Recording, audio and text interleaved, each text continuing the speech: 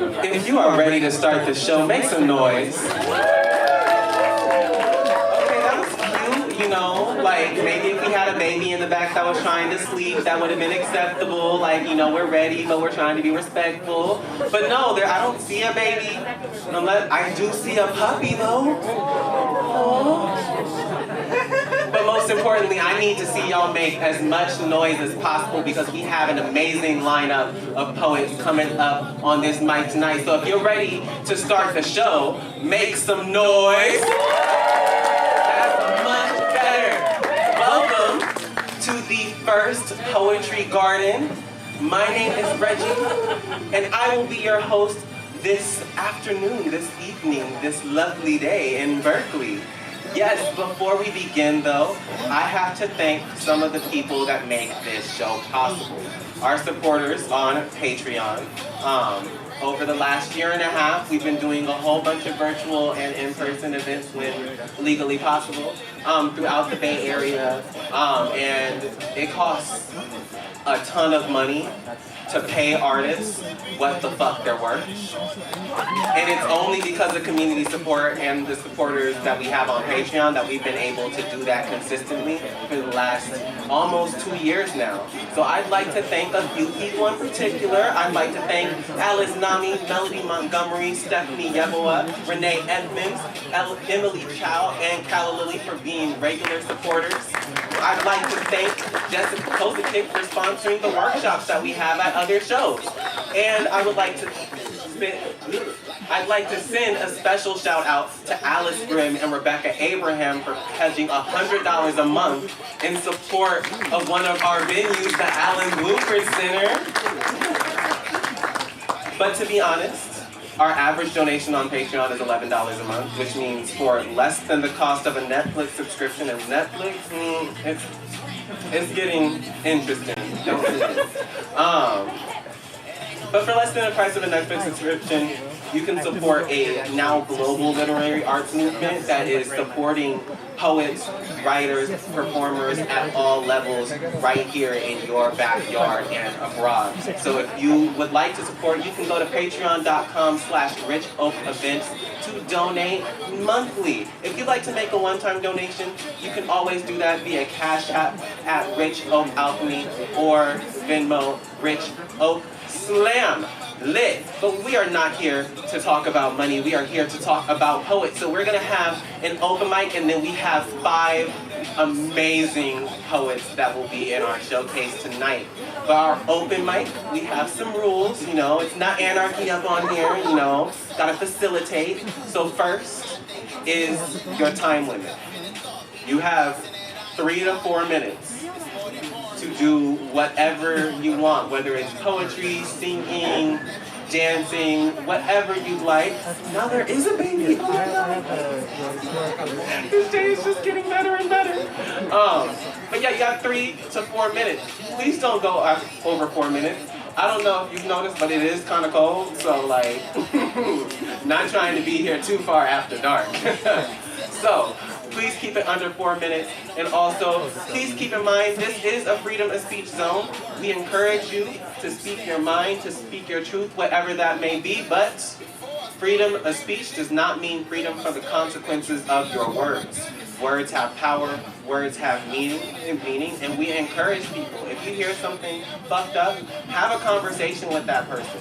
We encourage those conversations. Without conversation, without dialogue, there is no room for learning, there is no room for healing, there is no room for growth. But we ask you to have those conversations outside of the show. Outside of the show, anything that happens is the responsibility of Berkeley Police Department. Inside the show, anything that happens is my responsibility. Please don't gamble with who's going to handle it better. So please have those conversations outside of the show, or you can have them with us and we can facilitate those as well. Lit. And then next, for the audience, you sitting right here, I can see you. I need you to all take out your cell phones. And I need you to follow us on Facebook and Instagram and the Bird app, Twitter. We have several. There's Rich Oak Alchemy, there's Berkeley Poetry Slam, there's Oakland Slam. We do a lot of shit around here, let me tell you. We do a lot of shit. And you should be a part of that, which is why you're following us, because we do a lot of shit. I can't even remember all the shit that we do. I don't expect you to do it. But when you follow us on these applications, these social media sites, you get notifications on when we're doing stuff and we're posting and what we're doing, which is probably how you found out about this. So yeah, follow us, comment, share, let your friends know you want to stay sweetie tapped into what we are doing. Lit. So are we ready to hear who's going to be reading in this open mic? Okay, this half of the audience was like sort of ready. Is this half of the audience ready? Yeah. Okay, they were kind of louder than y'all, but y'all have more people. Are y'all ready? Okay, but just because they have more people don't mean that y'all can't be louder. Are y'all ready? All right, but just because we're competing doesn't mean that we're not part of the same community. So is everybody ready? Lit. So we have poets that will be reading in this order, and if I mispronounce your name, it is because I am blind and cannot read other people's handwriting, so I am so sorry. Please correct me. We have Danny Solalian. Woo! Salakian. There we go. Danny Salakian. Then we have I.M.J. Rice. Then we have Yao Mu. Then we have Prophet. Then we have Lady Dragon. Then we have Atosha. And then we have Aiden Yang. Give it up for everyone who's touching this open mic. Lit. So I'm going to be using terms like in the hole, on deck, and up next. In the hole means you're not now.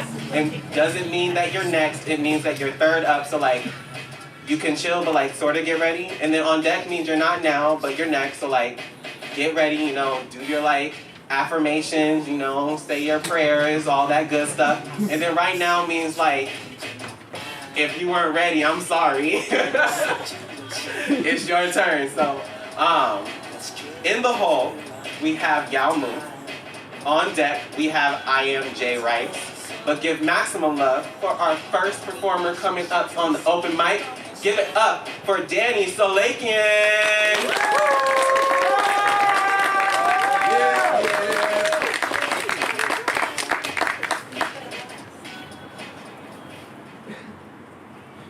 Hello. My name's Danny. I use she, they. This first one is called I Want to Fit In, and I'll just speak right into my second one called Cranberry Sauce. I want to fit in. Come on. There are a lot more important problems than Sri Lanka to worry about. We have to end apartheid for one, and slow down the nuclear arms race. Stop terrorism and world hunger. We have to provide food and shelter for the homeless, and oppose racial discrimination and promote civil rights, while also supporting equal rights for women. We have to encourage a return to traditional moral values.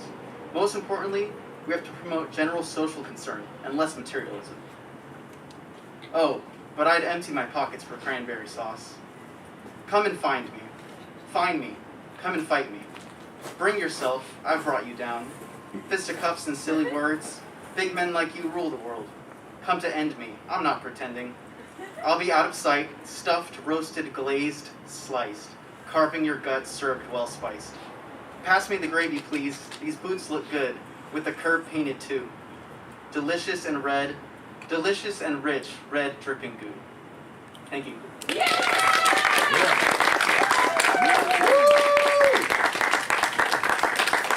Keep that round of applause going for Danny.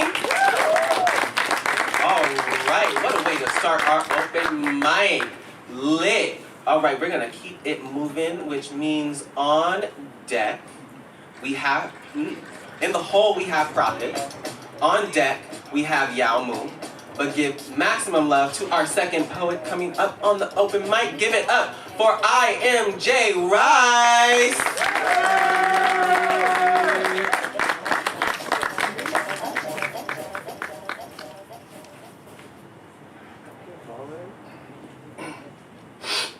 A 10-step instructional guide on how to fall in love with an Italiana in Sevilla, Spain. Step 1, Formally meet the tall, long, brown hair, bubble butt, 23-year-old Italiana at a French Japanese dinner party. Introduce yourself with a false Spanish name such as Juanito Papacito. Leave within a half an hour of arriving while the sushi is still hot so you can buy an eighth of weed from a Cuban rapper posted outside of a gay bar. Don't buy his album. Step 2. Find Italiana the next night twerking alone at an 80s discotheque called Utopia. Shout a conversation with her over your rhythmic sweet dreams while staring deeply into her brown eyes. Fall under a trance while Romeo did at first glance of Juliet, and then fate embrace the soulmates to dance. Confess under dim lighting, you make this black man blush. Step 3. Join Italiana in collectively drinking 2 to 3 shots of Jägermeister, 4 to 5 rum and cokes, 1 to 2.5 of mojitos, and 5 to 12 cups of melted ice. Accompany her outside and take a cab with an Arab driver who has a beard made of eyelashes. Arrive back at your piso around 4:06 a.m. Strip naked to your socks and love wrestle with her on your twin-size bed without awakening your 2 flatmates. Ignore the kicks against the wall. Attempt with consent to make mad, passionate, softcore sex in spite of whiskey dick, and then feel your heart skip a beat when she speaks. I want you to hold me. Step 4. Add her on all social media. Stalk her on all social media. Step 5. Treat Italiana to a nice dinner outing and call it a cena to sound impress her. Ask her about Naples, Pompeii, pizza, The Godfather, Super Mario, and any other racial stereotypes you can remember. Notice her tan face growing red upset because you paid the check when she insisted on splitting the bill, and don't bother explaining what going Dutch is called. Except when she calls you a stupid American. Step 6. Embrace Italiana's curiosity and open-ended questions about living black in America. Hear her empathize with the non-white people's struggle in spite of knowing her people's history contributed to the systematic racism. Listen to her glorify the Ashanti, the tribe, not the singer. Explain why black is beautiful and clarify how you possess the features of the original man. Rejoice when her voice imitates Eazy-E and chants, "Fuck Columbus! Fuck Columbus!" Step 7. Dance with Italiana on an empty calle in the rain as if you're the Black Jane Kelly, twirling around a pink yellow kitty umbrella above her head. Tell her drunk honest lies in spite of it only being day 5, like, you make me immortal with your kiss, kiss, kiss. Or, let's transcend beyond friends. And let's not forget the classic, you make me want to be a better man. Feel the weight of your jaw drop as she admits having a 33-year-old boyfriend back in Naples whom she's had a relationship for over 2 years. Step 8, delete her from all social media. Delete your browser history and clear your cache too. Step 9, distance yourself from those intimate memories when the Italiana made you feel alive and remind yourself of the little annoyances such as the gap in her front teeth and her 9.5 toes. Remember what Gucci Man said, girls are like buses, every 15 minutes one's coming, and that there are a million other fishes in the sea, so you can't fall weak for an Italian woman during your last 2 weeks in Spain. Remind yourself that life will feel better once you let it go and let it be. Step 10, return home, accept the past, make amends with those in the present and realize that time heals all wounds. Smile at the Italiana's text sent a week later. Don't cry that it's over. Be happy that it happened. Woo! Keep that round of applause going for IMG, right? All right. Well, I love this song. I don't know if you've noticed, but like, if you've been to any of our shows before, like, we're at a new venue. We're in a different spot. And I'd just like to shout out Levy and the Ashley Art Space team. Especially because I remember this space before the pandemic claimed it, the Expressions Gallery, and all of the work that they were doing. And I think that the pandemic killed a lot of the art spaces that we had in the Bay Area. And to see one of those spaces come back different, but still supporting the artists and with a great, really on top of the team, making sure that music and poetry and all the things that make life worth living in a pandemic-held hell space. Like, shout out to them. Like, I encourage you, do whatever you can to support them. Follow them on social media. We'll have their GoFundMe and our Linktree, linktree.com/richoakevents. Donate, support, make sure we keep spaces like this alive, especially now, because the hardest thing to do is start a space after a pandemic. Like, it's fucking ridiculous, all the shit that's going on right now. So, like, definitely, shout out Levy, shout out Tomas, everybody who is out here doing this work to keep this space open. It's really important that we have spaces like this. Thank you, Reggie. Lit. Ooh. In the hole, we have Lady Dragon. On deck, we have Prophet. But give maximum love to the next person coming up on stage. Give it up for Yao Mu!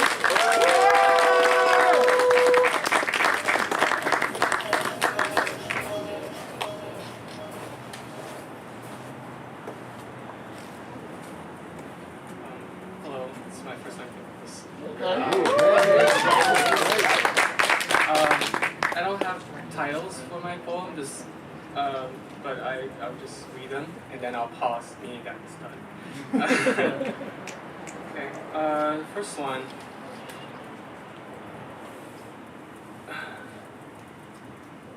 Typing on liquid crystal, lovers can't feel each other's skin, courting with each other like magicians. Show me your rabbit. We are in neutral ground with pain.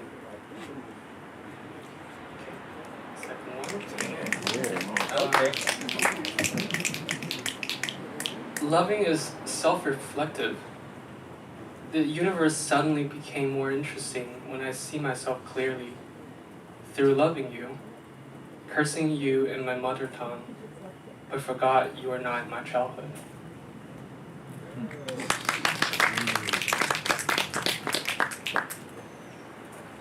Third one. Coming full circle is a blessing. When the world is chasing the bright side of the story, I try to find meaning for my existence, to make sense of this dual drive to glory. Why don't we validate each other to ease our collective existential crisis? Don't leave, we need you here. Your personal revelation scares me. Drifting along in the sea of chaos. It's happy to admit what's illegal is still law-abiding. Coming full circle is a blessing.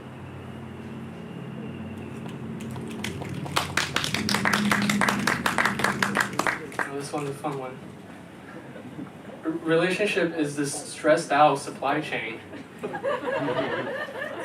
Some didn't manufacture what was needed. Some can't reconcile with the proof of delivery. Some place rush orders when already running shortages. Some make counterfeit goods and keep asking feedbacks. I'm also a horrible manager.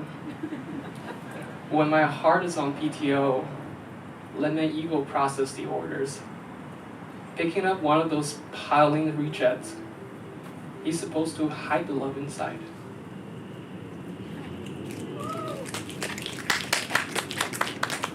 That's the final one. We mustn't obey God. Interpretations and instructions are merely telltales of her silhouette.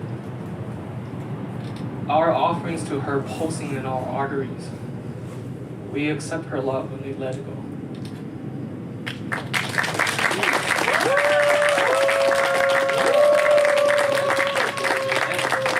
Give it up for Yao Mu.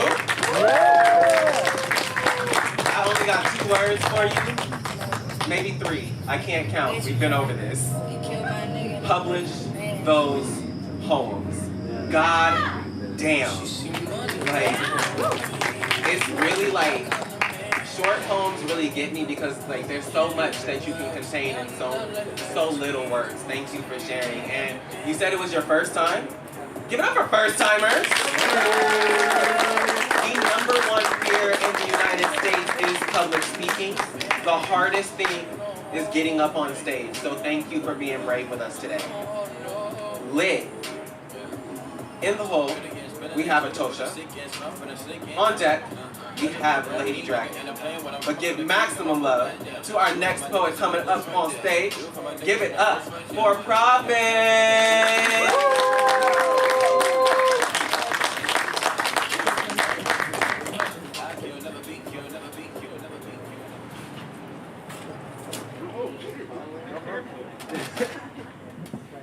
Note to self, do not go back down there.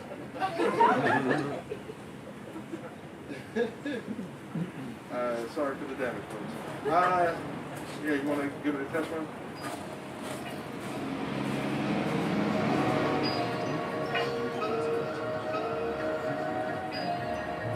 Can you turn it up a little bit more?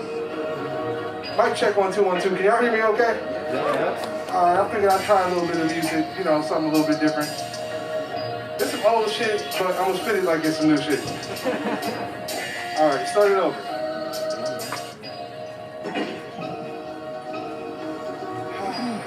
It's been a while since I did this. It's been a very long time. How we feeling tonight? The gentrification of Richmond's impatiently waiting to get us debating our place in their face and vision from basis and racist intentions, replacing the tenants. Rates are ridiculous, pennies outrageously plain of expenses, begging to fade as the place where you stay. Split with no wages or representation that give us a way to live in the bay. Prayers for those who believe it, but not on these streets where the heathens are bleeding. Deceased from a beat that precedes them, policing that beats them. Weakness is weeded and all hope is fleeting. My city is primed with a purpose, highly deserted from nightly disturbance. Nobody to service, our lives been worthless. Violence is surging, die surviving the gutter with urgency, hustling for currency, earning these days. Crazy, same with that love me and maybe can hate me and one day might murder me. And first degree certainly, I suffer through the deficit of trouble, maladjusted youth. I've seen teens with scuffed up shoes, perfect use, and drugs and booze with hard times. Stroke got a funny way of humbling you. With the crime rate way, one time on parade, they threw all the blocks you was raised in. Gotta find your way. Oh, fuck. Words don't face me. Never let them take your mind, keep your heart light. Through all of the fire and dark nights, so the ghetto's a hell of a hard life. And nobody acknowledges all playing on corners with niggas that turned into savages. Souls are born by significant poverty's damages. Look at the images. Cities are ravaged through feds, are sick and sadistic, they bust when they capture you. The road to survival's a hassle that tackles you. So we find hope in religious figures that shackle you. Revolution is imminent, struggle in bundles. Fighting death and imprisonment, walk through the jungle.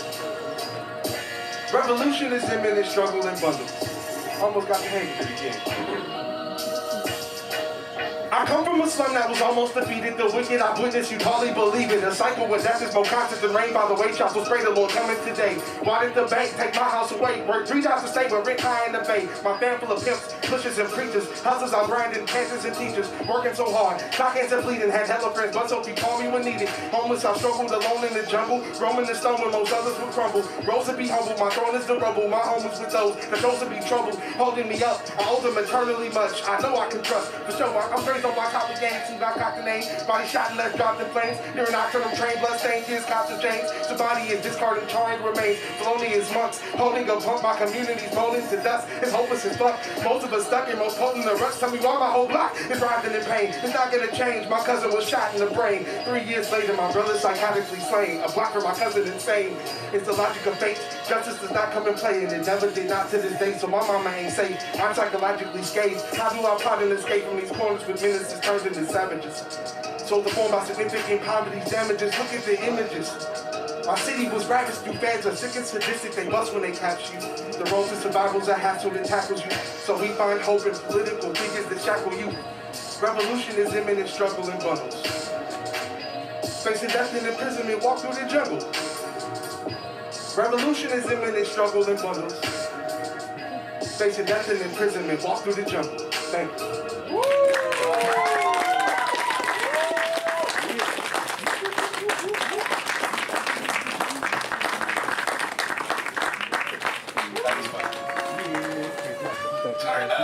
Turn the light on, man. Turn it down. Give it up for Prophet. Lit. We are chugging right along, because on deck, I keep looking this up. In the hole, we have Aiden Yang. On deck, we have Atosha. But give maximum love to the next person coming up on stage. Give it up for Lady Dragon!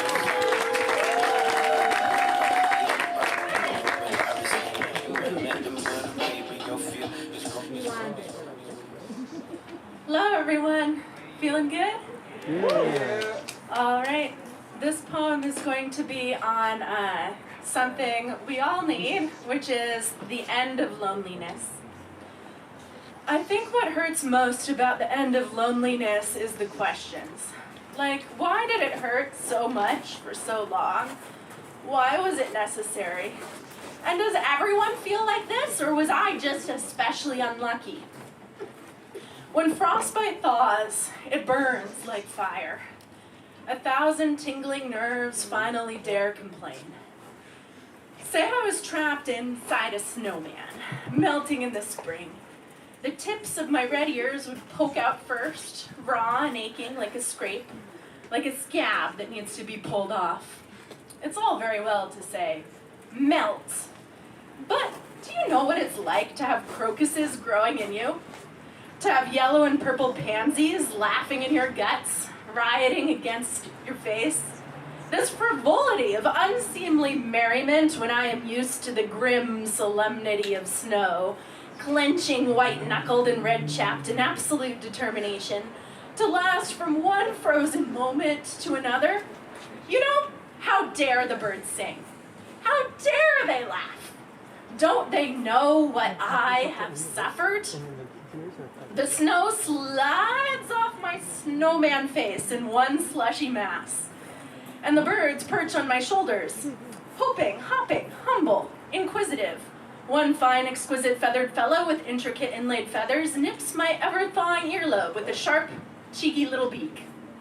I am running out of the ability to scoff, and furious I cling to the last handfuls of snow as the waterfall speaks up in a roar and the sun shines with a golden and terrible thunder.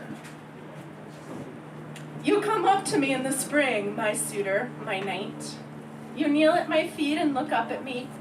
You know I am no Snow White or Sleeping Beauty or princess waiting to be rescued, and you love me anyway. I cannot describe the tender radiance that illuminates your face. How dare you come now? Too soon, too late. I draw my white robe of snow around me in outraged dignity.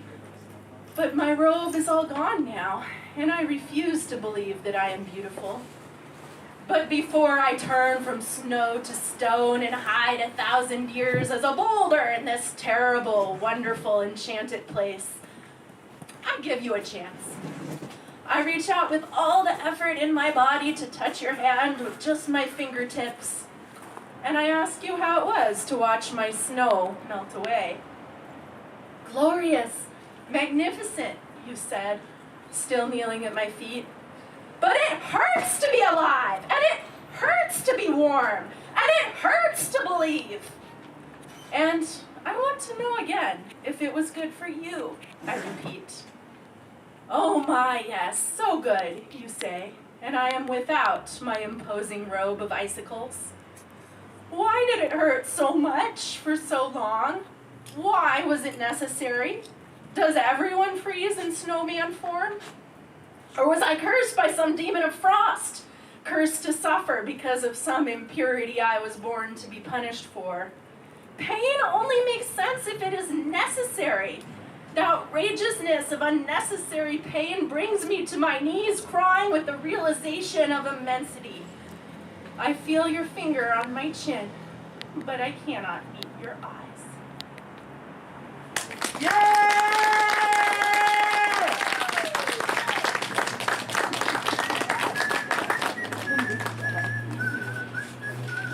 Keep that round of applause going for Lady Dragon. Lit. So, like, I couldn't find a tip jar, but I found a tip fanny pack. It says Risky Biscuit on it.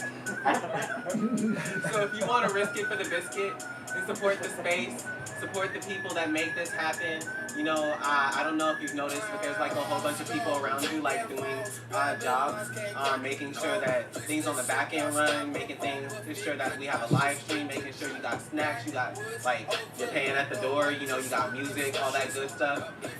So you know, if you want to support those people, I encourage you to drop $1, $2, $3, $1 million. If you'd like to donate $1 million, you can write a check out to Reginald Edmonds, and I will make sure it gets to the right place. But I'm gonna send this tip fanny pack around. Please give it back. It's my favorite fanny pack.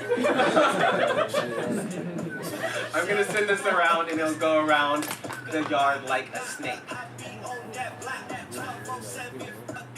Lit. All right. In the hole, we have our showcase. I'm super excited for that. On deck, we have Aiden Yang. But give maximum love to our next poet coming up on stage. Give it up for Atosha!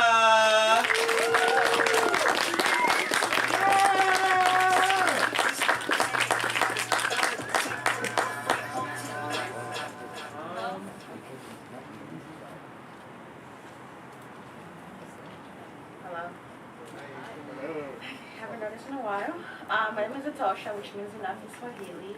So you can follow me on Instagram, Atosha_. The poem I'll be performing is called The Soul's Battle Cry, Tight Coils. Science says hair is dead skin cells going through your scalp. I say hair is life breathing through my scalp. I say hair are the roots that tie me back to my ancestors who wore their versatile hair as crowns and walked around with pride. Hair is Duli, Geese, Kwadi, Ajawa, Berti, Ngasa, the languages that my lips forgot to speak, but my soul will never forget. Hair is the bond that couldn't break back in 1619 because together in strong tight coils we are still here, still alive, still strong, still breathing. Hair is Mafa. 500 years of slavery, imperialism, colonialism, apartheid, rape, oppression, invasion, and exploitation. Run your fingers through these deep tight coils and feel life breathing through my scalp, through the breath that escaped Kunamina's lips every time she let out her battle cry, through the breath that escaped Tubman's lips every time she spoke of freedom, through the breath that escaped Malcolm's lips every time he spoke of self-love, through the breath of Martin's lips every time he spoke of his dream. If hair was nothing but dead skin cells, then tell that to little black boys and girls who struggle to love themselves because from a young age they've been taught that their tight coils aren't good enough. Like 7-year-old Tiana Parker, who was forbidden from wearing dreadlocks because her school believed that hairstyles such as locks, afros, mohawks, and other faddish styles are unacceptable. Like 12-year-old Vanessa Van Dyke, who was threatened expulsion from her school if she didn't cut off her afro because her hair was a distraction. If the way I wear my hair is distracting, then that's just too bad.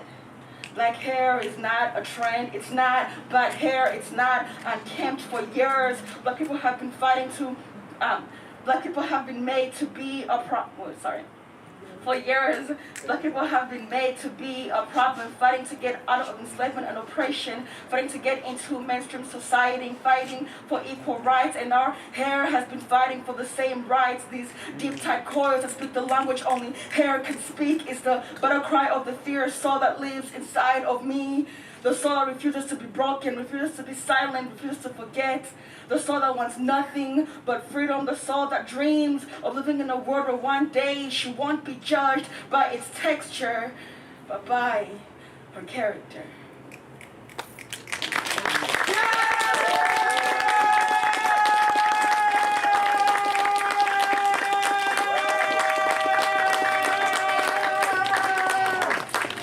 Keep that round of applause going for Atosha. Alright, we have reached the end of our open mic. Everybody say aww. And then give maximum love for our last poet of this open mic. Give it up for Aiden Yang!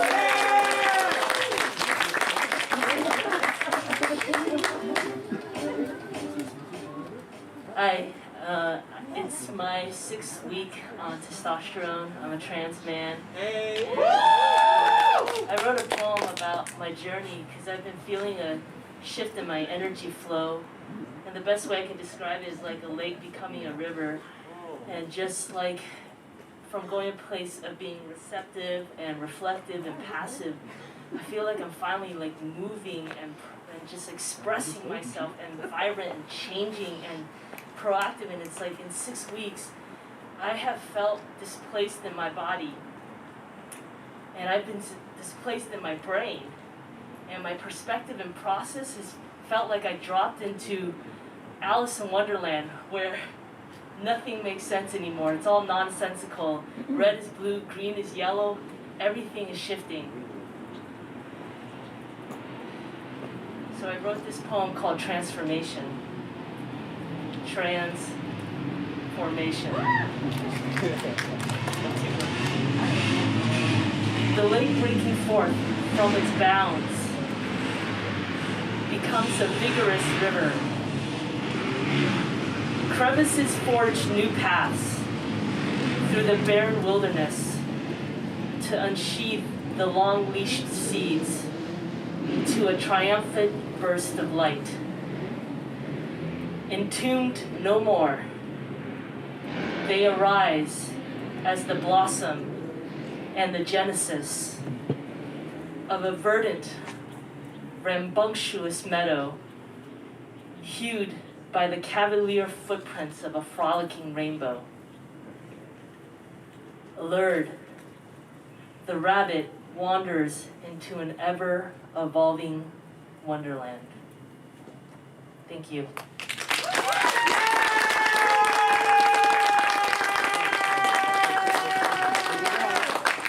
Keep that applause going for Aiden Yang. Man. Okay, I'm trying to do this. I'm trying to get my shit together.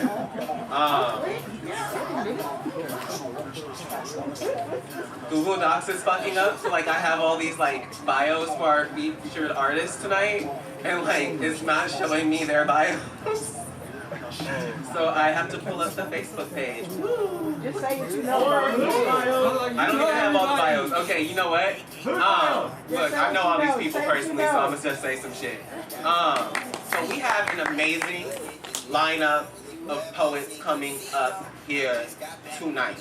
When I tell you that these poets, I would not be here, Colin would not be here, a lot of the poets that we create space for would not be here if it wasn't for the artists that we have featured tonight. These are people that are not only very talented, but have lended their skills to others. These are people that have built spaces. These are people that have facilitated artistic growth in not only themselves but others. Like when I tell you these people are part of the reason why the Bay Area poetry scene is so fucking lit. So I'm just going to tell you who is reading and in what order, and then I'll give you my introduction of them since I don't have bios. You got this. Lit. So we have reading in this order. We have Nazila Jameson, and then we have Tom Williams, and then we have Seven Kelly, also known as Lucky Seven, and then we have Milani Pelly, and then we have up to every single poet that is going to be touching this stage in the showcase. Yes. So I'm just saying. let me tell you about this first poet. Nazila Jameson. Real good. OG Berkeley Slam. OG Oakland Slam. Like, legitimately one of the most talented people I've ever met. One of the best writers. 100% gives the best hugs in the Bay. Absolutely is the like incredibly nice, but also brutally honest friend.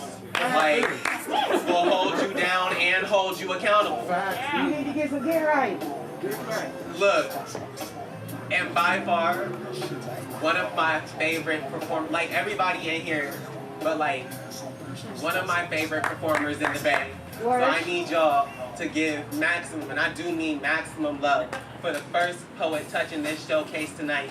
Give it up for Nazila Jameson!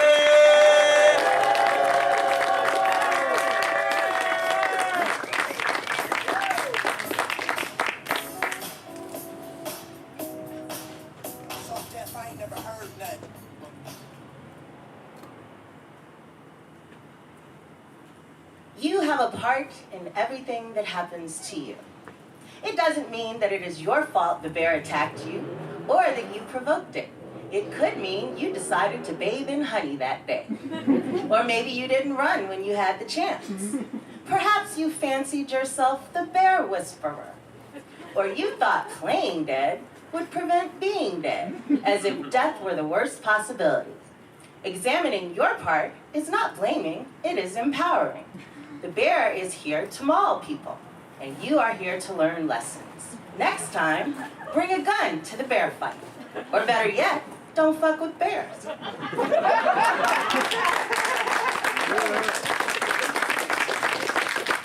Hey, y'all. Hey. I'm Nazila. What's up? Huh? What's up? I'm talking to you. Y'all all right? Cool. I'm not quite all right. I did not feel good this week. I don't have the plague, so don't worry about it. But I'm finding that since we've all covered up and stayed away from each other, you get a cold. That shit is brutal. So, but I'm here with y'all, so I'm gonna pretend like I feel better. Well, you look good. Well, thank you. Thank you. You know, I try a little bit. I tried for the people. This poem is for Reginald. What?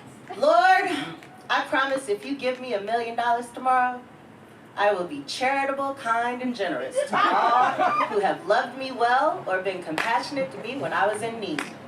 I will give to total strangers in a struggle, financially support good causes, and not spend it all in one place, but rather moderate my spending between luxury stores and car dealerships, and put a limit on impulse buying, or maybe give myself an allowance. I will not bestow money upon the unworthy, not the greedy or opportunistic, not the ex-husband or any ex-boyfriends, lovers, or transactional relationships, especially that last one, Lord. It was unsatisfactory and ended badly. I will not reward problematic behavior, and he needs to learn independence anyhow. Lord, I just want to have more than I need and not worry that my utter demise is $100 away. You know, I live in a capitalistic society. I'm a black woman who grew up poor. I have an incomplete college degree. I am not a tech professional.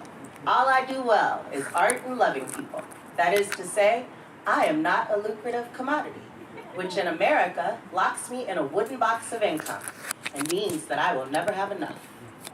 Dear Lord, I know you do not support materialism, but if you give me this money, I will use it for the greater good. I will not spend funds on hookers and coke anymore. Nor will I donate it to corrupt organizations like Trump PACs or evangelical churches who hate love, joy, and black people. I cannot promise I will spend it all responsibly. I covet a couple pairs of Jimmy Choos. My titties could use a bit of a boost. And I like a massage and a mani-pedi every now and then. But Lord, I swear to be frugal and practical, magnanimous and altruistic, and squander every penny before I die.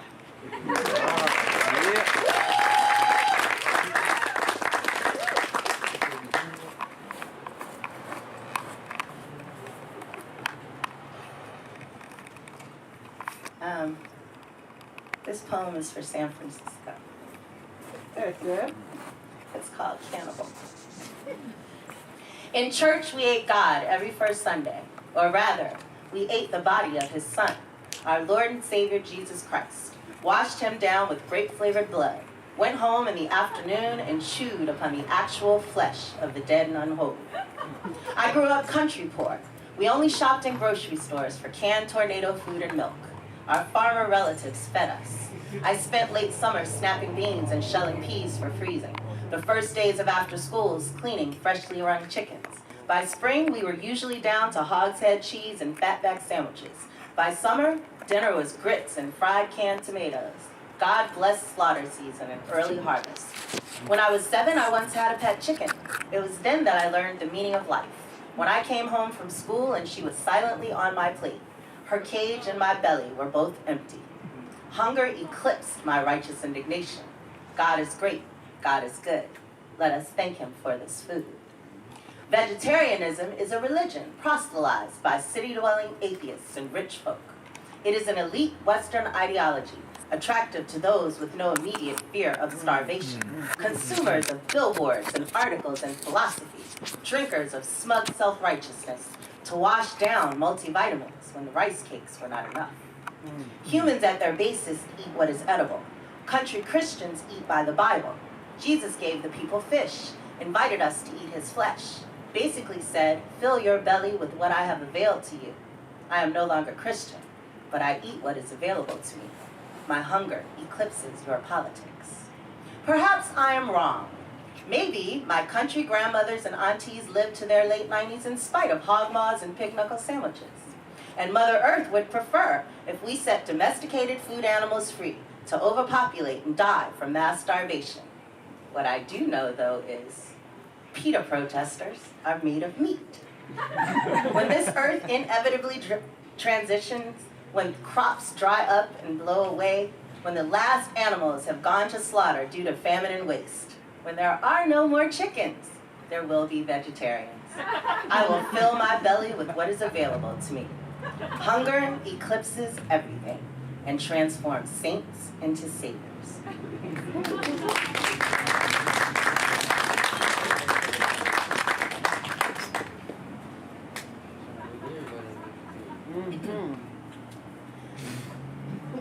This is for my family. When your father is dead, the one you only know from reputation, theology books, and open casket snapshots, you search for love in freeway drag races, inside gun barrel hearts, and other dangerous but empty spaces. Grief is romantic. Rabbit holes are adventure trips to dream destinations. When your mother is dead, and you have survived 1,000 icy tongue cuts, you learn to live in an igloo and laugh at blizzards. An avalanche is merely a wild bucking bronco ready to be tamed and broken. You read yourself princess fairy tales, regularly dial disconnected phone numbers, embrace the vacuum, and pretend it loves you back. When your siblings are dead, all and both of them, you feel the solitude of a party ending while you are outside smoking by yourself. The distance becomes absence. Estrangement transitions to burial. What never was, finally, will never be. When your grandmother is dead, your altar becomes a gravestone.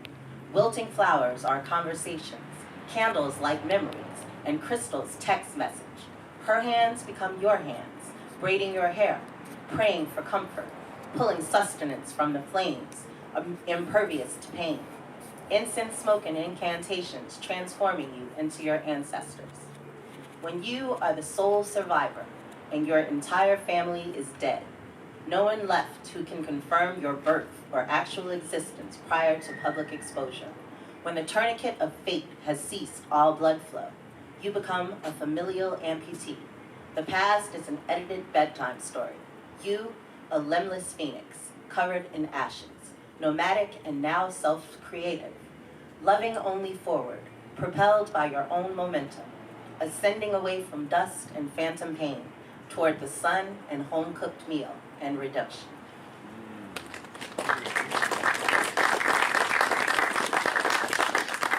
All right, I have one more poem. Thank you for having me. Yeah. I've been reading poems. I ain't really look at y'all. Y'all cute. Look at y'all. All right, good looking. This poem is for me, and it's for all black girls and any woman at all who's ever felt less than you actually are. This is called A Poem to My Mirror. For the chocolate kiss, melting alone on a hot summer sidewalk, 'cause he claimed to like Neapolitan, but his favorite flavor was actually not you. For mocha ice cream dripping sadly over the edge of the tub after he fucked you only late night and never called again. For when he rejected your well-done ass 'cause you could not be rare and bloody enough. For full shelves of dust-covered tins of rich cocoa and waiting lists for butterscotch and vanilla extract. For you, black girl, crying inside when he told you he prefers Jewish girls because they smell like strawberries.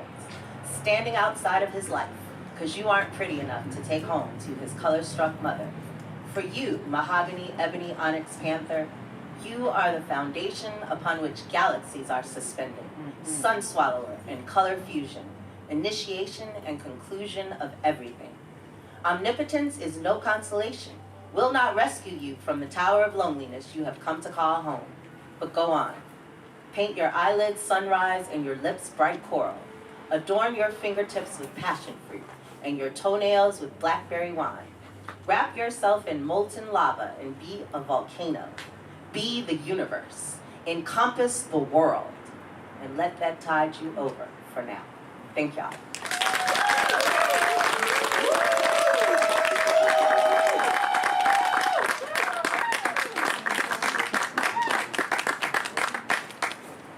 Where is Reggie? I need help off the stage.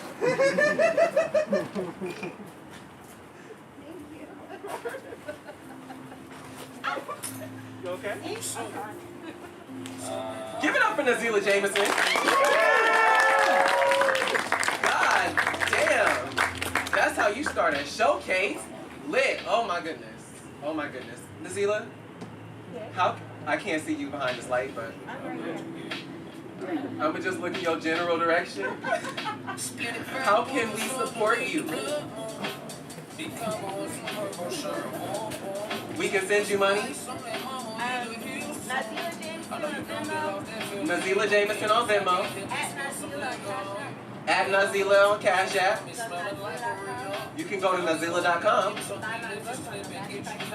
Or you can buy her book on nomadicpress.org. You should buy her book because it's supporting her and Nomadic Press, which is a really great organization and press here in the Bay Area. So you're supporting local publishers, supporting a local writer, and most importantly, you're getting Nazila's book, which is a damn good book, as you could probably already tell. But it is kind of hard to see up here. But yeah. Our next poet in the showcase is, I gotta look at my schedule, be all official and whatnot. Sorry about that. Hope not. Our next poet coming up to the stage is none other than Sean Williams. None other than Sean Williams. One part of the collective Fiveology. We're talking about OG Oakland Slam. We're talking about the only person that I have to adjust the mic higher for when he comes up on stage. We're talking about somebody who just personally has been a real inspiration and an influence on my development as a writer and a performer here in the Bay Area, constantly holding space, constantly making noise, constantly making art. So I need y'all to give, again, maximum love for the next poet coming up in this open mic, not open mic, showcase. Give it up for Sean Williams!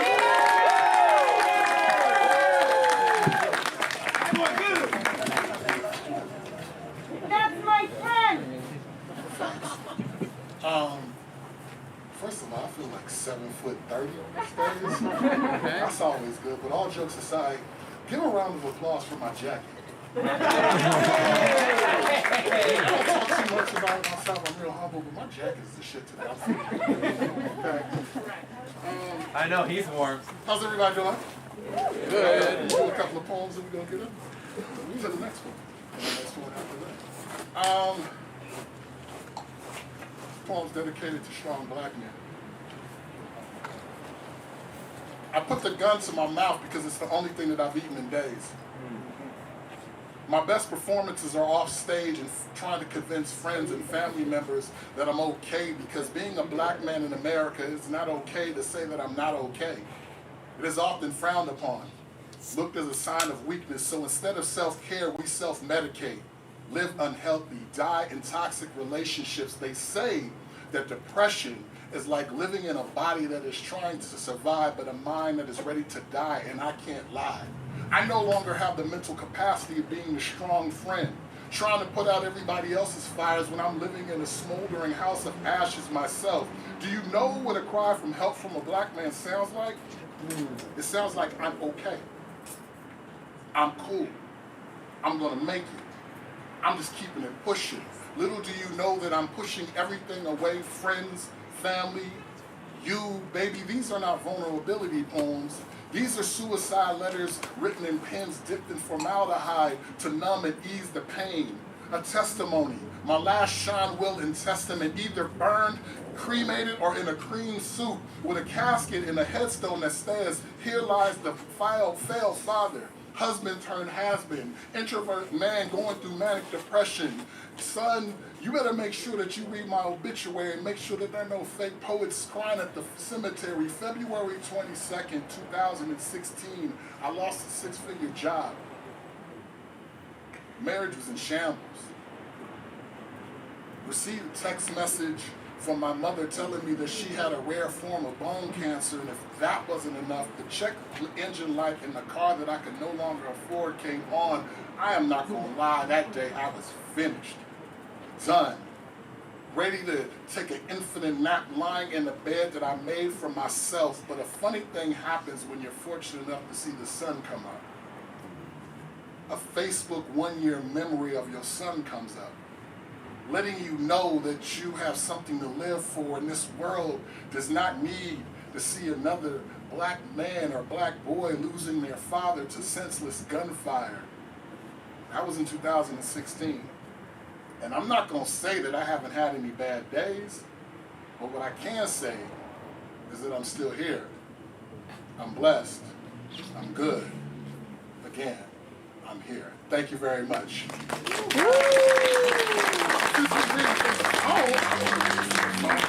How many, I've been single in this weird world of dating. Any single people? Yeah. Bless your heart. It's weird out here. So, questions that you should ask before going on your first date. Are you married? Are you engaged? In an entanglement? Living with your baby daddy for the sake of the kids? And any type of relationship that I should know about, fuck it. Does anyone in North America or any other of the 6 continents think that you belong to them? Do you have anger issues? Any restraining orders? Have you ever stabbed anyone? Where? Did they die?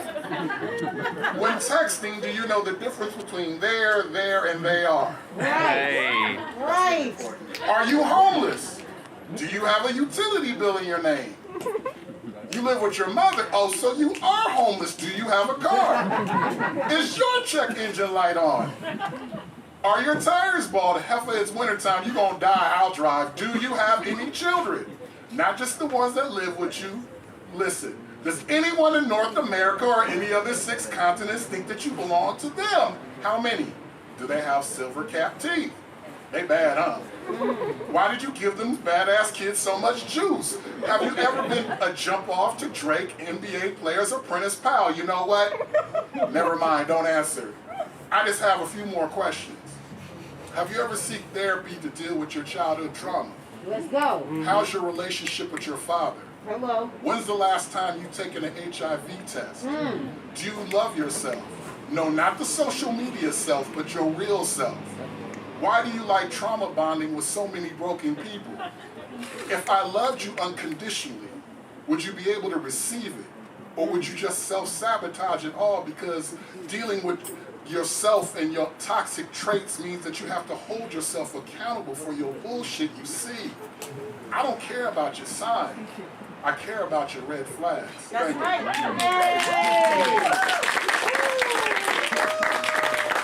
This show in Dallas. It's like, I need that. Let me have your phone. I'm gonna screenshot that. And he was on a date, so that was kind of fun.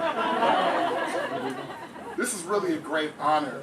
I'm considered an OG in this, but there are some superheroes in this room, this space that I look up to, that I've grown with, that I've gotten gray hairs with, and just wars with us. And when I'm saying wars, not against, but like we went into war together. So when you're talking about Nazila, and Lucky Seven, I see Sam Sachs here, and Yanni is somewhere, she'll be here. There's so many dope poets. And then also what's important, because this is what I came up in, the open mic, seeing the open mic. So give love for all the open mic, because that's what I came from.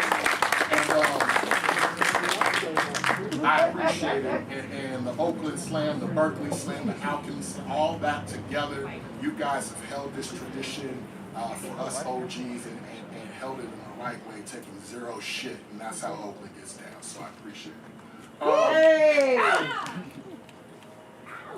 it. The name of this poem is either called Brookfield Village or the United States Justice System Against Black Boy Joy. I'm still figuring shit out. Brookfield Village, Oakland, California, 94603.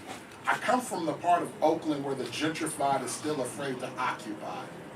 And the streets aren't mad that the Warriors left because Clay and Steph aren't the only dangerous shooters from the outside. Where kids learn in class to write their wills at 12 and a half because the life expectancy of little black boys around here is 25. We call them Trayvons because our boys die in the hood. That's a double entendre that might have went over your head like asbestos in the public school systems in the hood.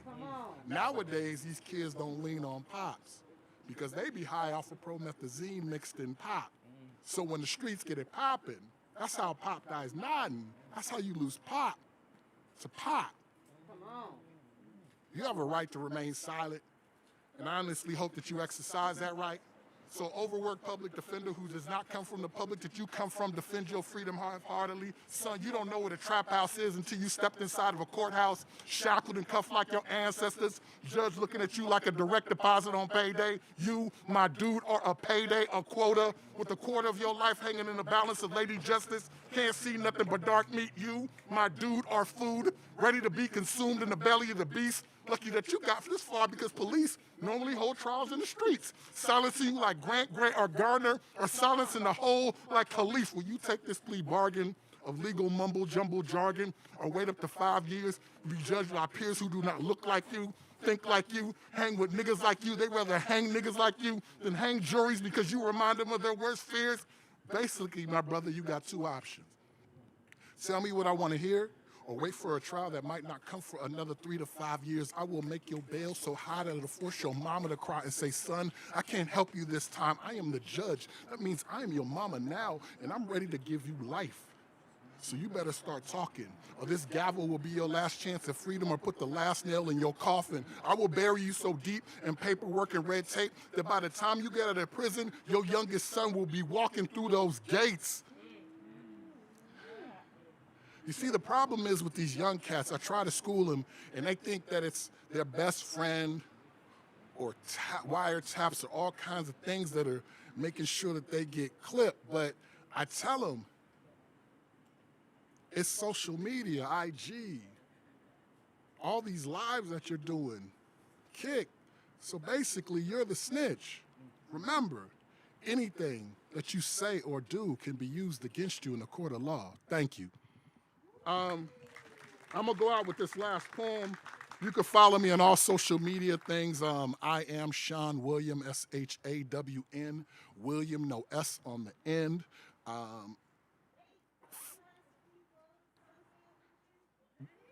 Yeah, I've got, you can come to my website, go to my website at IamShawnWilliams.com. Got all kind of gear. I got a new book out, just some real dope stuff, so I appreciate it. Real quick, just a quick story, because I'm within my 15 minutes. Yeah, because I don't want them rushing like, hey, bruh, you cutting into time. I got an email last month about a gig, and you know, I do my thing with Fiveology, but also myself, and I've been blessed to be able to travel.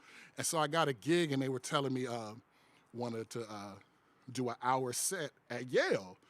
And I'm like, okay, that's cool. Like, I've done stuff with Fiveology at Yale, but by myself and getting a whole hour, cool. And then I saw the price, and I was like, oh, that's great. I must be really moving on up. Like, I'm beating Rudy Francisco and everything. So They get all the information. I'm sending my stuff and all this stuff. I'm doing the paperwork. And then they come back and like, oh, my bad. We meant Saul Williams, not Sean. So I was like, fuck. But now I know how much he makes. They ever make that mistake again, I'm just going to show up and do my set, and they just stay bad. But, yeah. So, yeah, like, damn, Saul Williams makes that? That's nice. Like, zeros. Shout out to Poetry. Like, spoken word is doing real well. My boy Rudy Francisco, my brother Rudy Francisco is on The Bachelorette, playing himself. And then when he walked in, there was people coming like, oh, my God, it's Rudy Francisco. Like, that's a lot for poetry. We've won America's Got Talent at the inauguration, like, and there's stuff that, shit, 5 hours at the Kennedy Center, so it's just a beautiful thing. But anyway, poems, let's get this out. I've got baby daddy issues. Yes, men can have baby daddy issues, and I'm gonna speak on mine. The name of this poem is called Russell Wilson's Future Looking Over the Sierra, or Nigga, You Got Me Fucked Up. I'm still working on it. So I overheard him say, if I find out that my son is calling that motherfucker daddy, I'ma beat his ass. So I heard that you wanted to fight me. Honestly think that you should rethink that plan. See, my father didn't raise no punk. Taught me how to be nice with these hands. He also taught me that any young boy could run around planting seeds, but sticking around to watch them grow is the true definition of being a man. But you want to be on some shit like, if I find out that my son is calling that motherfucker daddy, there's going to be some problems. Well, shit. Don't let misplaced pride or ego get you chin checked. The last time that I checked, it's been a month of Sunday since you sent in a check.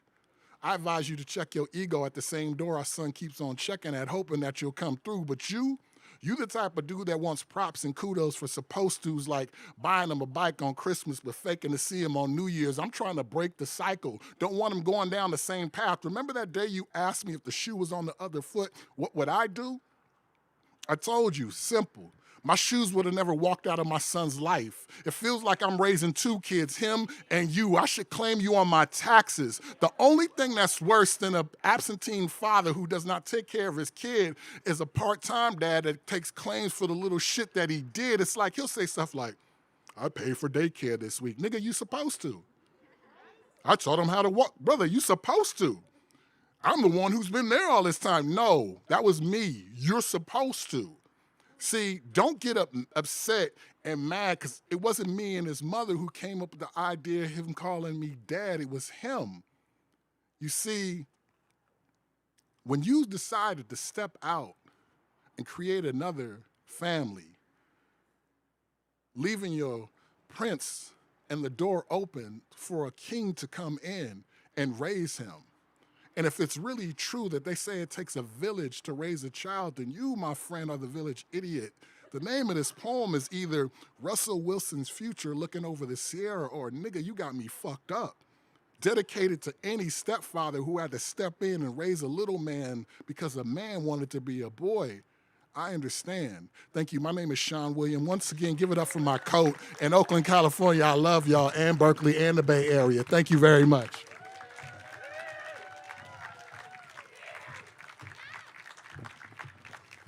See what I mean? God damn. Tallest motherfucker to ever do it. Give it up for Sean William. Lit. We are going to keep it moving. We have one of my favorite people. I'm going to say this over and over tonight, and like it's actually like not going to be a lie each time I say it because all of these people are some of my favorite people. But like this is one of my mentors. This is somebody who like handed, like, essentially, like, looked at 3 21-year-old Richmond niggas and was like, yeah, you can run this slam. I trust you, and I'll show you how to do it. And she did. And we're here today doing all this other stuff that we couldn't dream because this is somebody who believed in us. So, and outside of that, one of the most dynamic performers I've ever met, one of the funniest people I've ever met, one of the most multi-talented. You talking about poetry, we're talking about music, we're talking about theater, we're talking about visual art, we're talking about Seven Kelly Bolt, also known as Lucky Seven. So I need you to give it up for Lucky Seven.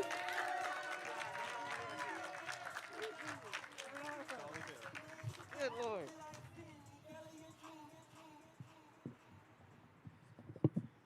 What's going on, y'all? I love you. All right. I'm gonna do something different. I did my show last night, and so I'm pretty exhausted. And Lucky Seven showed her ass last night, so it's really hard to get her to come back out after she really shows her ass, and she showed her ass last night. So, I'm gonna do this quick. I promise it won't be like this, like super, heavy thing, but it's gonna be kind of heavy, okay? Just a little bit. Is that okay? Okay, awesome. And if you can't hear it, oh well, you'll hear the poem and the singing. If you can't hear the ook, sorry.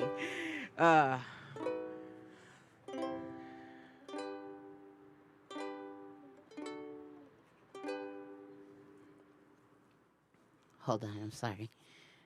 The watch is too heavy.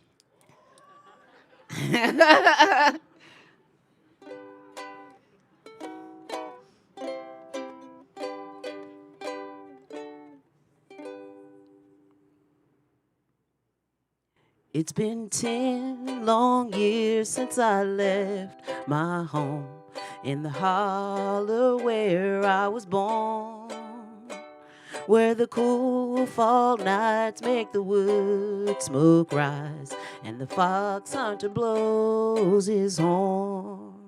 Well, I fell in love with the girl from the town. I thought that she would be true when I ran away to Charlottesville to work in a sawmill or two. What have they done to that old home place, and why did they tear it down? And why did I leave my plow in the field to look for a job in the town? Okay, you guys, seriously, I just want you to know. My girl ran off with somebody else, and the tariffs took all my pay. And here I stand where the old home stood before they took it away. Well, the geese fly south and the cold wind bites while I stand here and hang my head. Well, I lost my love and I lost my home, and now I wish that I were dead. What have they done to that old home place, and why did they tear it down? And why did I leave my plow in the field to look for a job in the town? I sang all that to say, love lost to betrayal. The beginning was real. The red flag flew. I covered my eyes and blindly followed, for I was lost in love. Love lost when secrets became lies. The warning from a friend spoken, I plugged my ears. And love lost as lies became the truth. Love lost when conversations became disagreements, bullied into arguments, ridiculed for walking away. So there I stayed and lost love as disagreements became the norm. Okay, here it is. There I was, lost in love. Their love was drowning in sorrow. My arrogance thought that I could rescue love. Really? Like I could do that? I couldn't do it. I tossed a floaty into the sea of lost love, in the lake of lost love, and love saved itself by swimming away. And there I stood on the shore. Love lost. Lost love. What have they done to that old home place? Why did they tear it down? And why did I leave my plow in the field to look for a job in the town?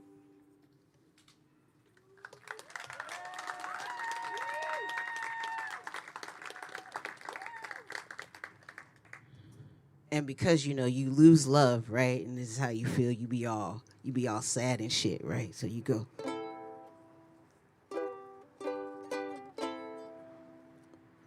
Ain't no sunshine when she's gone.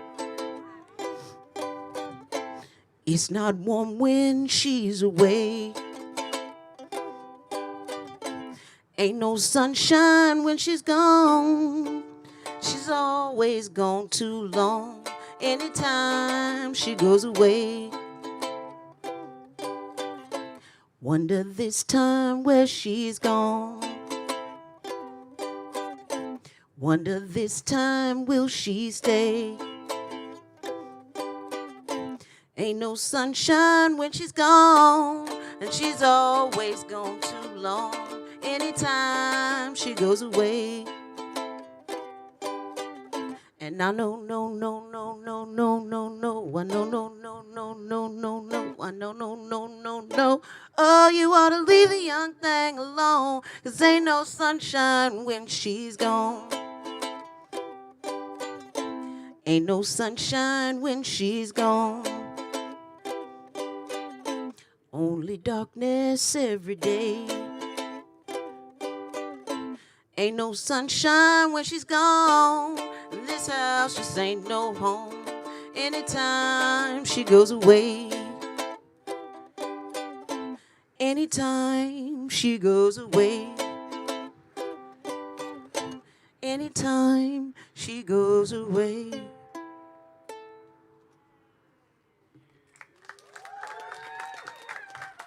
Of course, when you all bluesy and feeling all low and shit, you end up being with someone and it's like not a one-night stand, but like a 1 week or 2 week stand. You know that relationship that it just happens and it's done and over with. It's like what's Jay's Love the Italiana. It's like that. You have that dope ass like love fest for like a few minutes. All right. So this is that poem for that person.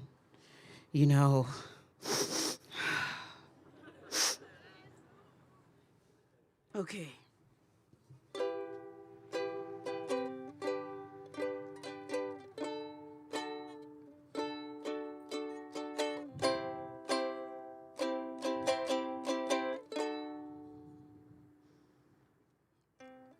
Upon waking, your skin is soft. I am in awe of the sun you are providing me. I cower, I feel small. You seem larger than life. Still, I want to tell you things while you sleep. You make me feel I love you. Loving you because you're like knight in shining armor, I want to say. I want to be with you and no one else. Wanting you because I am a knight in shining armor, I want to say. I am yours.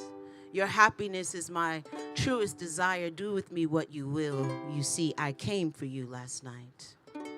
Something I am proud and ashamed of. I let go. I let you in. I am scared now. I want to say, maybe when I finish this, I will read it to you as you dream. Soon I will slip out of your sheets and re-enter the world without your son. I want to say, I love you. Instead, I remain silent, adoring you as you dream. But my dreams, they aren't as empty as my conscience seems to be. And I was lonely. My love is vengeance that's never free. No one knows what it's like to be the bad man, the sad man behind blue eyes. No one knows what it's like to be hated, faded, to telling only lies. But my dreams, they aren't as empty as my conscience seems to be. And I was lonely. My love is vengeance that's never free. No one knows what it's like to be the bad man.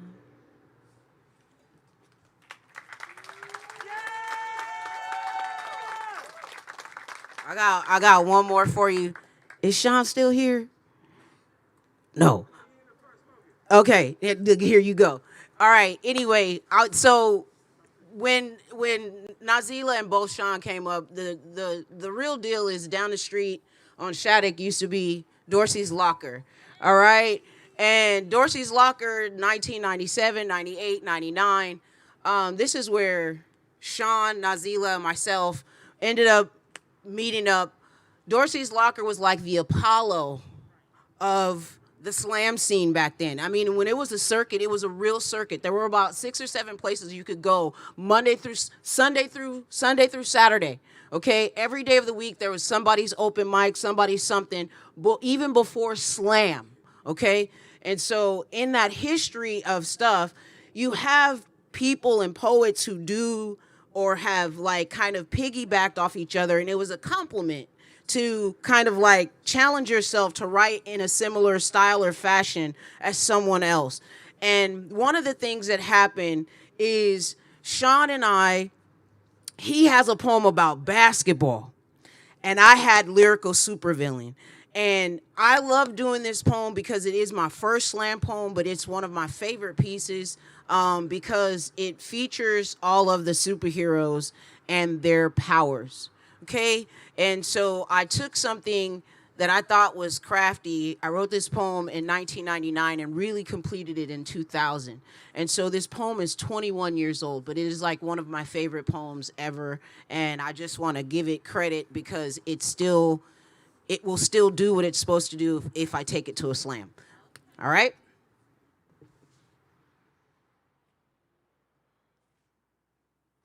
Lyrics bending minds like Magneto. Sucking up negativity and spitting positive. I give ear fucks to clear up the stress. Riding on the rains of storm, my prophetic verses, rehearse scriptures. Born of lightning, my hands can't stop writing. The fiercest threesome, pen, pad, me. Twisting up sheets and journals, blasting ink on fresh pages. My third eye cyclops as I dot those eyes while my toad-like tongue reaches into the souls of listeners. Slicing, dicing, cutting up as if I were Wolverine. Blasted by judgment in the school of hard knocks. Rapid recovery got my flow running hot, throwing my cards on the table, blowing up Gambit style since the EPA rogue in me takes the energy from any adversary. Cross my style over and still bury sucker MCs. I mean, damn, Shazam, crack smacking, bam, beating on this microphone so I can take a 30 home. Marvel at sentence structures. When I'm feeling blue, grab a book from Beast. Write with more strength, faster than Superman. My verses can transform imps to angels, dangling on Peter Parker's web. Spread the love, slam. Got y'all wondering like the twins. Form of a bucket of H2O, mimicking Aquaman. I douse my foes, freeze and pose, recreating Iceman, cause I'm cool and smooth. Stretching your mentals with Plastic Man capabilities. Got the blue stalking your spiritual and mystique fashion, sounding miles of Jimmy on a dizzy train. Quoting Dr. Banner, You won't like me when I'm angry. Ripping shit up. I've got saber-toothed rage on this stage. Page by page, flipping paragraphs on telekinetic waves. Ex-professing, unknown suggestion. Got your head banging, juggernaut, dome ringing, Virgo shout out. Love that balance, no doubt. Jubilee spraying fireworks of words to serve as I am a Wonder Woman lassoing the truth. It ain't no use. Phasing phrases like Shadowcat. Creeping into your skull using Jean Grey's mind control. Teleporting Nightcrawl through your psyches. Silver surfing on the cables of this mic tonight. Sinister schemes with apocalypse themes. I seem to be the villain and superhero, giving y'all a lyrical lashing, tongue slashing, quick as blade sparks. Iron Man, me and my Avengers settling drama. Wrecking shop with banshee screams. Screech, boom, bang. Vocals of Cyrene got your earlobes flapping. Hands won't stop clapping as Thor's hammer and smacking your cerebrum. Got your brain doing acrobatics with Robin skills. Cause as the Dark Knight, I just might take flight. In the heat of the night, rewrite and recite Riddler's rhymes, bombed out and deranged, replacing the two-faced smile on Joker's chin, tasting the agony of defeat. I mean, damn, wham, crack smacking, bam, beating on this microphone, Lucky 7 supervillain, stripping comics to make the crowd comment, Marvel poet soaring on the scene as I spread my archangel wings. Peace. Thank you. Instagram at 7Kelly, SEVANKELEE, 1 L, 2 E's. Venmo, 7Kelly. PayPal at 7Kelly. 7Kelly. I take tips. I don't give as good a hugs as Nas, but I try.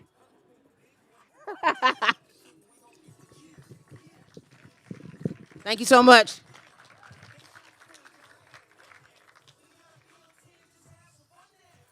Give it up for 7. Hell yeah, hell yeah. And give it up for your DJ for the night. DJ Paternity off in the back on the ones and twos. Been keeping the vibes lit, keeping them strong. That's my twin, that's my roommate. Lit. I'm really excited to bring the next poet up onto stage. Milani is one of my favorite people. I have never seen, can you turn it down just a little bit? Thank you.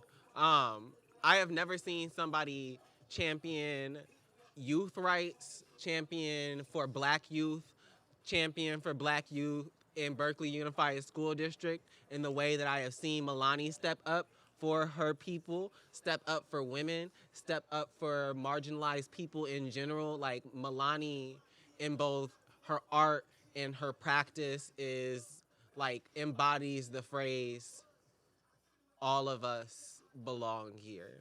All of us deserve to be safe. I've been proud to we have been proud as Rich Oak to partner up with Milani to help support her in her writing workshops that she's been doing. The Sister Circles, you definitely need to check that out. The links for all of that is in our Linktree, linktree.com/richoakevents. So if you hear anything you like, want to learn more information about anything that you've heard tonight, it's usually in our Linktree. But yeah, I want y'all to give maximum love to our next poet in the showcase. Give it up for Milani.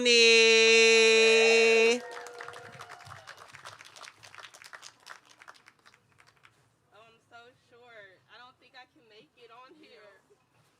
Hold on. I did it. Thank you. Thank you. Everyone can clap. I'm just kidding. Thank you. I'm really happy to be here. I'm actually from South Berkeley. I'm not sure if 1800 Harmon Street. I just had to do that because y'all don't know about South Berkeley, but this is South Berkeley. So it's really exciting for me to perform here. The first poem that I'm going to do, it's actually inspired by a poet, a black poet from New York named Lucille Clifton, was born around 1930, passed away around 2010. One thing that I really, really love about her is that she celebrates self-love, and she celebrates her body parts. So she had a poem called Homage to My Hips. So this poem is called Homage to My Thighs. Okay. My thighs are big and beautiful. The definition of sexy when they shake. A thunder of an entrance when my thighs walk by, a trance of all eyes on me. My thighs bring the whole house down when they're jiggling. My thighs are not meant for weak bones. My thighs are meant for bones deep like marrow and soul sucked straight from the bone. These thighs make Jesus rise. They resurrect the blind to see the light in my cellulite. Ain't nothing like these thighs of mine. Thank you. So I actually wrote that in my writing workshop as Reggie was speaking about, and I wrote that and memorized it last night because I wanted to do it for you guys. So one of my friends here, you know, I told them I was going to do a poem about thighs, and they were like, your thighs save lives, and I was like, thank you. And they also said, your thighs give life. And so the next poem that I'm going to do, I'm going to read it from my clipboard. But it's called Mama's Prayer. And being a black mother and a mother of a black gender fluid, big body, like, you know, person, even though we're a 7-year-old, it's hard. It's hard when you send your kids like out there. Like I have anxiety, like panic attacks all the time. When the execution of George Floyd happened, that really, really, really, really triggered me. But then one thing stand out, he called for his mother. So I wrote this called Mama's Prayer. While being lynched by a cop with the cop's knee on his neck, George Floyd called for his mama. There is nothing in the world that can protect a black person like their mama. It is revolutionary for the black mother to remain alive. We pray our black children are protected by a divine shield to block all that may try to kill, devalue, and tarnish the bodies, souls, and minds of our babies. We light candles, burn sage, call upon our ancestors, offer our tears to cleanse our black children's every step. May they walk the path they were destined to thrive in. May they never question the greatness because of their skin. We affirm our black children's beauty, kiss our black children long and hard, hoping a mother's love can anoint a force field to conserve their innocence.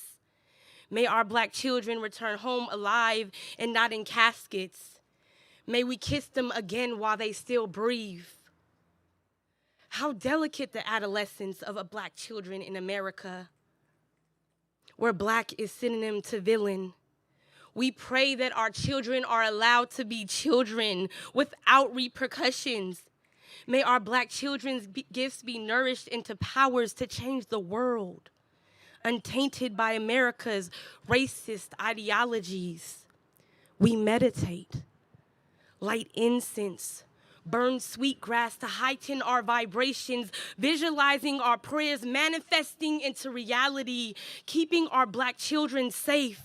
We burn bay leaves and cedar to cleanse and carry away America's white racist ancestral trauma. May our black children's dignity be preserved. We should not have to pray for our black children's humanity. Compassion and kindness are birthrights our babies deserve. Our black children are beautiful and brilliant and worthy of living. This is not our generational curse to claim. Until we are seen as human, every breath of a black mother will remain a prayer.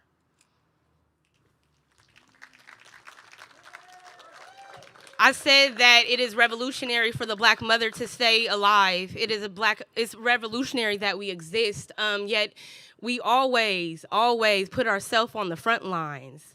We put ourselves on the front lines for love, whether it's the love of our people, the love of our children, the love of our family, of our friends. That is something that we do. Our although I do say here tonight, I feel like other people should put themselves on the front lines for us. But in the spirit of like what we do, the next poem I'm gonna do is called Aries of Love, because it kind of embodies that sacrificial kind of love. One thing about Aries, they say we're stubborn. We actually don't give up. That's our stubbornness. We never give up. So this is called Aries of Love. If love is a crusade, let me be the first to be slaughtered. A holy lamb amongst a pack of starving wolves. A weeping hymn fallen from heaven. A holy monument of blood and selflessness. There would be no shame in my sacrifice, only honor and glory, for I would die wearing an armor made of honesty, never drawing a sword of deception out of fear, carrying compassion like a torch of a heart, illuminating a force field so pure, hell would perish at its sight. As my soul reached the great height over my corpse, I would appear enlightened, a legend worth listening to, a life worth emulating. But love is not a crusade. It is a burning phoenix of life and death and life again, an endless changing cycle only immortals can survive. Thank you. All right. So we're going to go on with my last poem, but before I begin, when I say we, you say survive. We. Oh, come on. I know everybody have survived out here, so say it louder. When I say we say survive. We. All right. Every day, how you living? Do you say something kind? Or are you cruel? Are you mean? Do you forget your blessings? Where does your heart lie? In the city. A survivor is sure something fine. The closest thing to the physical form of a miracle. A survivor's sorrow lays face like lilies, medals of memory. A survivor is sure something pretty, struggle shining in gold. Just about everyone wants to taste the survivor's strength, for no ordinary person can imitate the strut and stance of a survivor's grace. You see, a survivor has seen the footsteps of God walking next to them. A survivor has tasted determination and depression together tangled in a swirl of sweet and sour. A survivor has sat at the Clouds Tower, y'all, and heard the wind whisper life's oracles and meaning. A survivor is sure something holy. No ordinary person could speak like a survivor, for divinity has dived like waves and washed the survivor's speech and tone pure. It sounds juicy like plums and music, a mystic sound when a survivor speaks and lets go and allows what they know about overcoming to flow. For survivor words are like antidotes, ancient healing hands. Survivor syllables massage the tension in the dreary air, dries the wound of fear into a scab, and resurrects hope and growth. For a survivor's story, it can be someone's saving prayer. So tonight, amongst all of us, after we're finished, I encourage all of you guys to speak and share. For we all have survived. And that right there, that's a miracle. Thank you.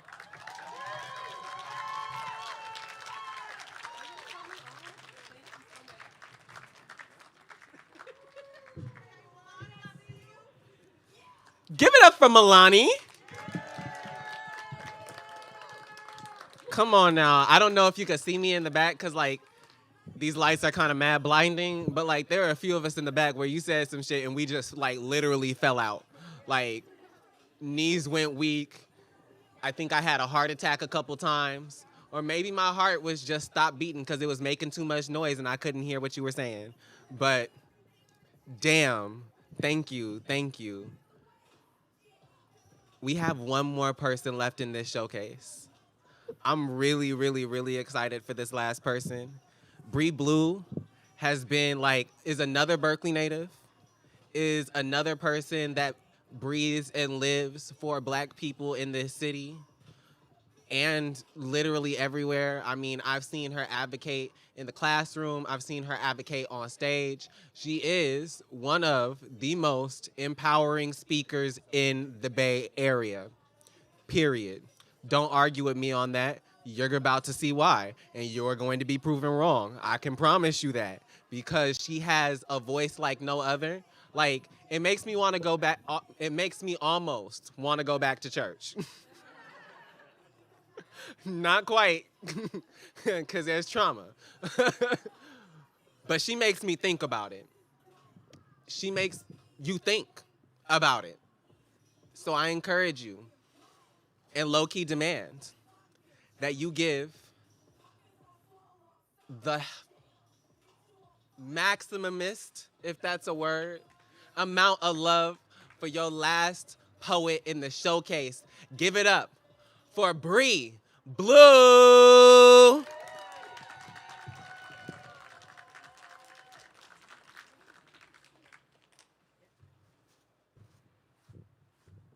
know when they intro you and you like, I sound good on paper? I hope I can live up to all that. So, I hate using microphones. Y'all good tonight? But can y'all hear me?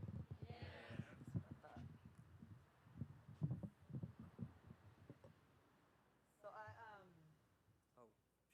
I too. Berkeley native. Cal, you did not go to Berkeley High. I was a basketball player and I went up to some bench. I say that because my daughter attends Berkeley High. She's 14 years old. And she's a sophomore in high school at 14. And did not fancy herself a writer, a poet, and some things just come naturally. And so the first piece I'm gonna do for you guys is actually a piece I wrote that she performed first. I had never performed it. She did herself first, and we performed it together once. And there's something about seeing your art spill forth from someone else's lips and know that they feel it too. And when that's your child, it just hits differently. So forgive me, I'm in the middle of finals week. I'm in my teaching credential program. I have a semester left, and I'm a full-time middle school teacher, so my brain is scrambled. I used to be the person that says I would not perform if I have to pull out paper or my phone. Shit, if I wrote it, I'm good. So, a war has been waged against spirits, sanity, and solidarity, and Black women are standing on the front line. Our steps have become a little less lively than they once were. Our voices a little less steady. Our spines have become more like lowercase c's than uppercase i's. Our souls have begun to ache. And our shoulders have begun to droop, as though the weight of the world has finally gotten too heavy for them to carry, too burdensome for them to bear, too full of false hope and wishful thinking and dangling carrots that we were never actually supposed to be able to reach. The soles of our feet and the souls of our sisters have grown rough and weary. The cries of frustration and fury, anger and angst, despair and doubt start deep inside our core and spill from our lips, too explosive to be contained, to be held back, to be silenced. Yet and still, in the bleakest of moments and on the darkest of days, we persist. We falter, flail, and then forge. We stagger, stumble, and then stand. We hurt, hate, and then heal. And when we lose, we carry one another right back up to the crown. Right back up to the throne, adjust both crown and weapon, and remind each other that we have what it takes. Because that's what we do. That's who we are. Hell, that's how we built. I mean, who else but a Black woman could stand in the center of the storm, balancing a brilliant beam of magic and martyrdom in the midst of mayhem? She is I, and I am her, and we are us, still standing strong. That's the first piece.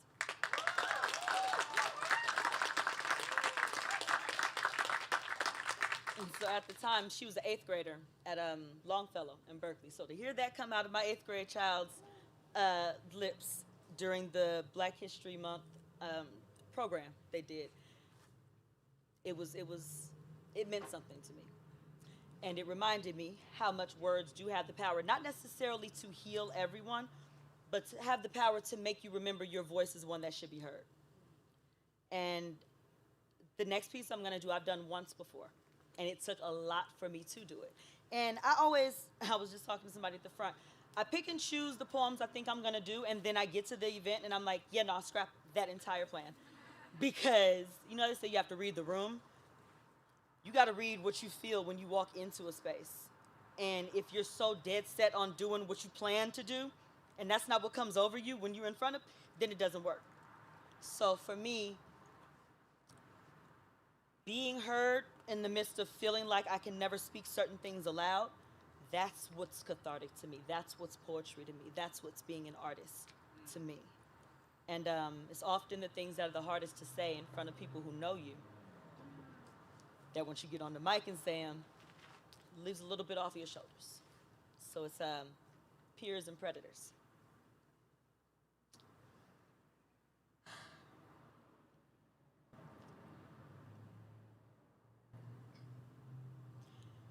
Sometimes I can't distinguish between peers and predators.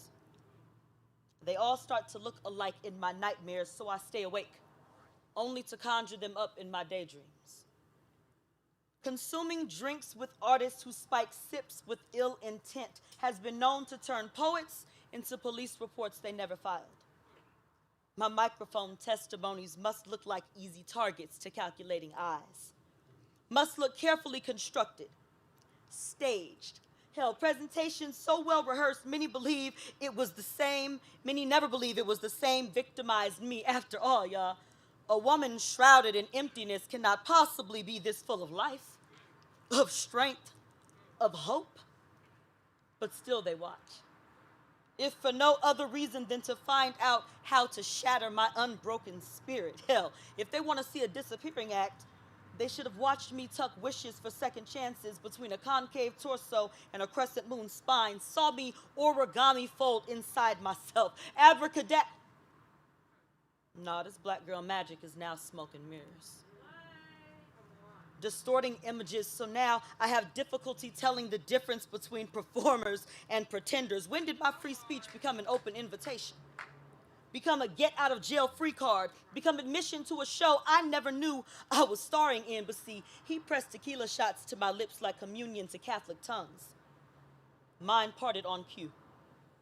Open, insert, close, swallow. Now wait patiently. Salvation is supposed to be guaranteed. I thought him godly, crowned him holy. He says I was his project, should have referred to him as director. I say I should have called him Jehovah, witness to my destruction, untouchable and otherworldly, like he dipped his manhood in ink and penned a new version of the first commandment. Thou shalt worship no other than me, no matter how many jagged pieces I splinter you in. Bend knees, bow head, moisten lips. He said, this is what loyalty looks like. I woke up changed. Regret jammed between thighs, scrubbed raw, stained with remnants of sin. Wash rag held together by loose threads mirrored the nerve endings dancing on my skin. My shame wouldn't go down the drain, y'all. They say this happens to girls like me. They say, Bree, you know how you get when you drink. They say refusing a rape kit made me harder to believe. I say, my words should be all I need. Tell them declining cultures, probes, and swabs of humiliation meant to reviolate me felt like control. Felt like choice. Felt like clutching the remnants of my honor in a vice grip. Felt like I finally remembered I had a voice.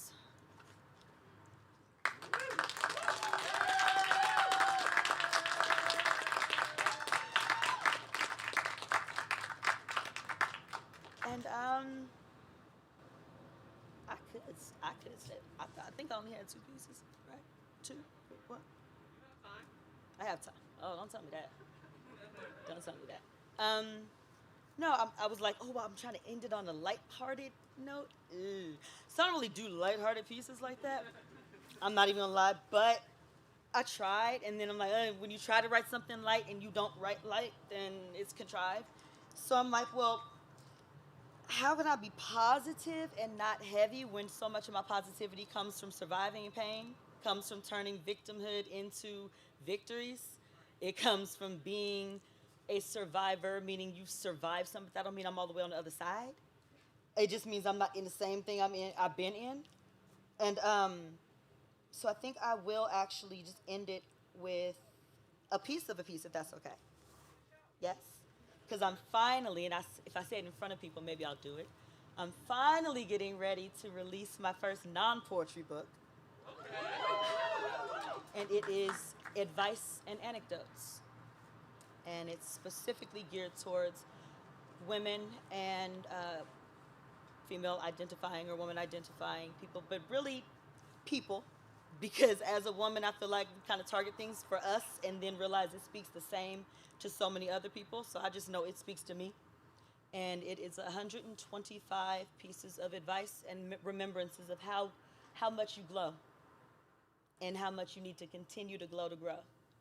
So in the new year, in the first quarter, I'll commit to that. And in that, I would say I just have one snippet of a piece that is in there. And it was simply this was back when, along the lines of survival, but when the whole Cosby thing was like at the top of everything. And people were, if it was me, I would have done it. And why did they wait so long to say this? And it reminded me how much we don't talk about things until everybody's talking about things. And I wonder what would happen if we spoke up on them in the first place. Maybe we wouldn't have to have these conversations down the line at the end.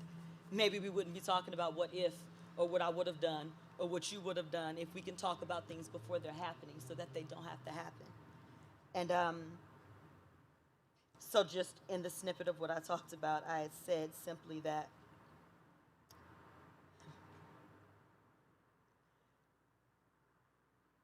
I refused rape kits because maybe it wasn't really rape.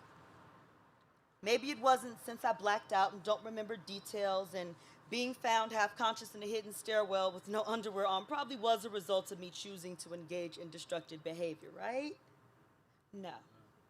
What's right is that I kept people around who blamed me for my role in traumas because I could see how they think the way they do. Indulge in every single pseudo relationship and gray area situationship because I decided people like me weren't worthy of anything better. I sabotaged possibilities of creating solid foundations with people because I couldn't promise myself I'd hold on tightly to the belief that I deserved a life not rooted in disappointments, in pain, in abandonment, and dysfunction. I made choices. I want to choose different.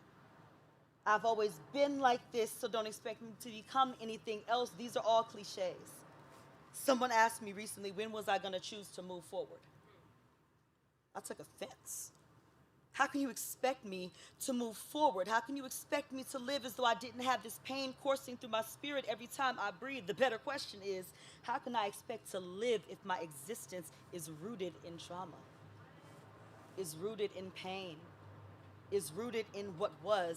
I hid smiles behind the aches in the creases and crevices of my lips. I hid the aches behind selfies and soapboxes. I use cliches and memes that I only apply to other people's lives.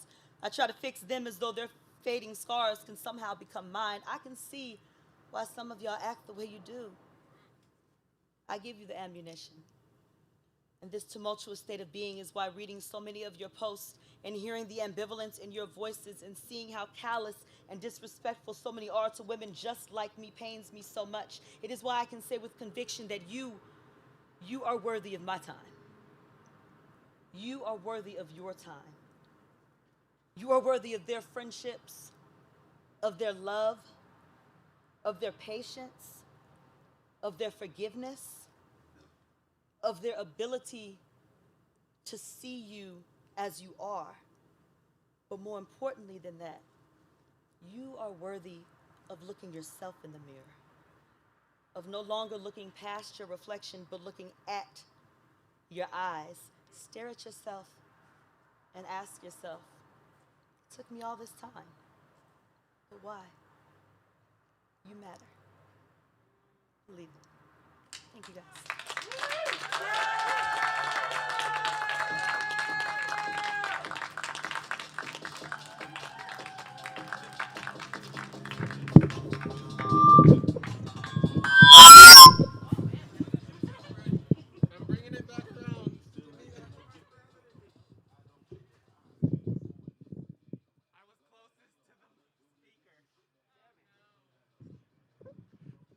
Give it up for Bree Blue.